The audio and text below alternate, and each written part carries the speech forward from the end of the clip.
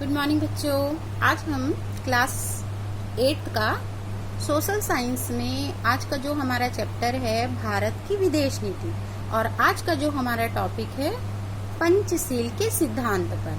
सबसे पहले पंचशील क्या होता है और इसके सिद्धांत क्या है इसको जानते हैं। पंचशील भारत की विदेश नीति का प्रमुख आधार है। और पंचशील संस्कृत के दो शब्दों से बना है, एक पंच और शील। पंच मतलब 5, शील मतलब आचरण, माने आचरण के कितने नियम हुए 5।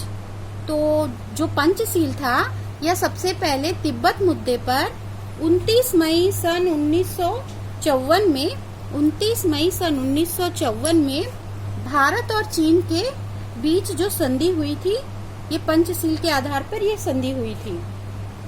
पंचशील पहली बार तिब्बत के मुद्दे पर 29 मई सन 1954 में भारत और चीन के बीच में एक संधि हुई थी, और इस पे 5 बिंदु थे जिसे पंचशील के सिद्धांत का नाम दिया गया। मैं फिर से इसको एक बार रिपीट कर देती हूँ। पंचशील संस्कृत के 2 शब्दों से मिलकर बना है, पंच धन शील। पंच मतलब 5, शील मतलब आचरण, माने आचरण के कितने नियम हुए 5 नियम। और यह पंचशील विदेश नीति, भारत की जो विदेश नीति है उसका प्रमुख आधार है। और यह जो है तिब्बत के मुद्दे पर 29 मई सन 1954 में भारत और चीन के बीच में यह संधि हुई थी, जिसमें 5 प्रमुख बिंदु हैं, जिसे ही पंचशील के सिद्धांत के नाम से जाना जाता है। अब पंचशील के क्या सिद्धांत है उसको देखो। पंचशील का यह पहला सिद्धांत है, एक दूसरे की प्रादेशिक अखंडता, सर्वोच्च सत्ता और पारस्परिक सम्मान की भावना। माने एक दूसरे के प्रादेशिक अखंडता और सर्वोच्च सत्ता और पारस्परिक सम्मान की भावना, माने सभी देश की सरकारें उनके फैसलों के प्रति सम्मान की भावना रखेंगे, स्वतंत्रता और एकता इस सब को सम्मान पूर्वक स्वीकार करेंगे।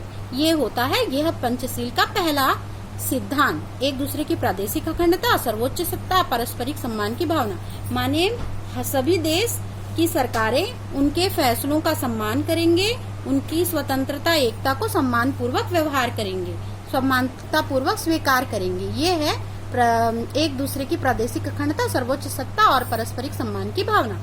अब हमारा जो दूसरा सिद्धांत है अनाक्रमण, माने कोई भी देश दूसरे देश की सीमाओं पर बिना कारण के आक्रमण नहीं कर सकता।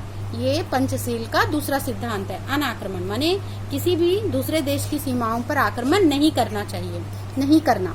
ये पंचशील का सेकंड सिद्धांत है।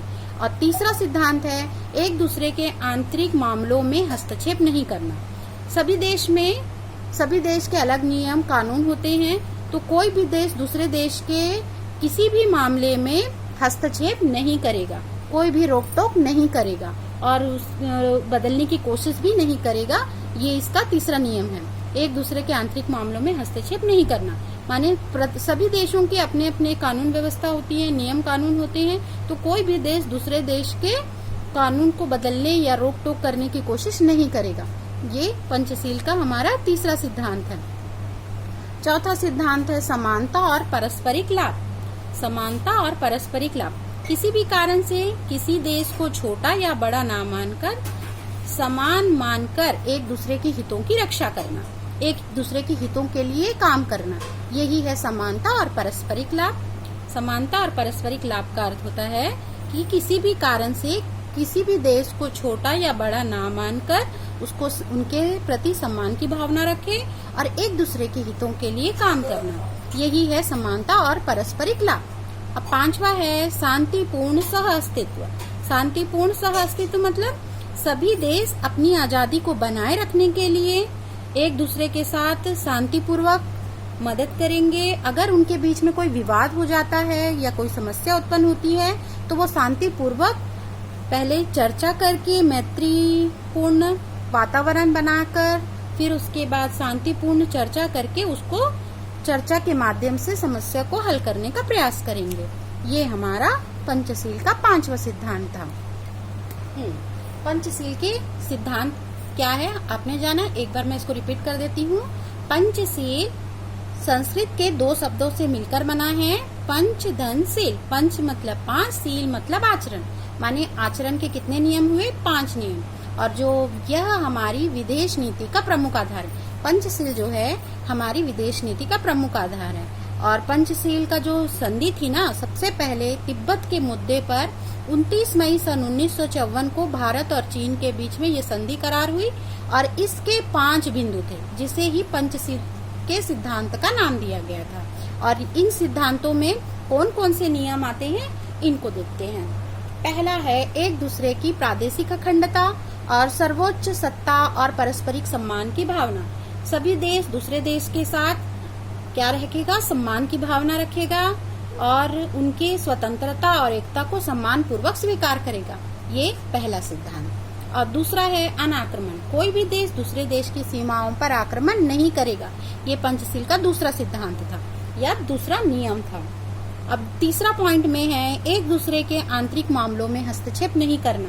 कोई भी देश किसी भी दूसरे देश के आंतरिक मामलों में कोई भी हस्तक्षेप नहीं करेगा। इसके बोलने का मतलब ये है कि कोई भी देश अपने नागरिकों के लिए जो कानून व्यवस्था बनाता है, कोई देश उसमें रोक टोक ना करे और इसको बदलने की कोशिश ना करे। ये आंतरिक मामलों में हस्तक्षेप नहीं करना, मतलब ये थर्ड सिद्धांत है। और चौथा है समानता और पारस्परिक लाभ। किसी भी कारण से किसी देश को छोटा या बड़ा ना मानकर समानता का व्यवहार करना और एक दूसरे के हितों के लिए काम करना, ये है समानता और पारस्परिक लाभ। शांतिपूर्ण सह अस्तित्व। सभी देश अपनी आजादी को बनाए रखने के लिए एक दूसरे के साथ शांतिपूर्वक मदद करेंगे और उनके बीच में अगर विवाद होता है तो वह पहले शांतिपूर्वक चर्चा से उसको हल करने का प्रयास करेंगे। ये है शांतिपूर्ण सह अस्तित्व। भारत हमेशा इन्हीं सिद्धांतों पर अमल करता है। आई होप कि आप लोगों को ये सारे सिद्धांत अच्छे से समझ में आया हो।